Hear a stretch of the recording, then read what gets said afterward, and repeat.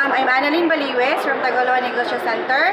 So, mauni ang mga produkto from Tagaloan Negosyo Center. So, nami crispy chicharon, katag 95 ang pack. Dayon, may suka, tag 85 pesos. Diri po sa sweet and sour pork, sweet and spicy pork. O, tag 85. Dayon tag adobo flakes, katag, oh yes sir, adobo flakes, katag 120. Then, we have our native suka, spice coconut vinegar, 60 pesos, and apotay large, natag 120 pesos. So, dirita sa banana chips, price siya is 55 pesos.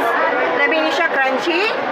Kung isa tong mga conscious sa mga coffee, natay roasted corn brew, na tag 100 pesos. We also have our tableya. Organic ni siya nga tableya, pure ni siya cocoa, tag 90 pesos. And then, naapod ni potato chips na tag 60 pesos. Okay?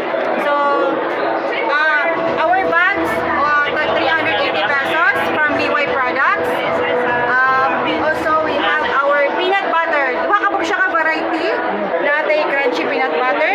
Then natay creamy peanut butter. Ang iyang price ani sa creamy peanut butter, kay note na naman namin miyog no, katong dagko.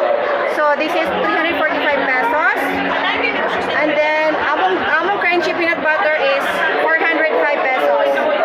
So dirite sa mga lutong bahay nga lutong inday uyab.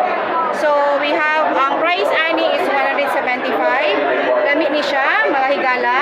So kani po siya natay gamay tag 120 lang.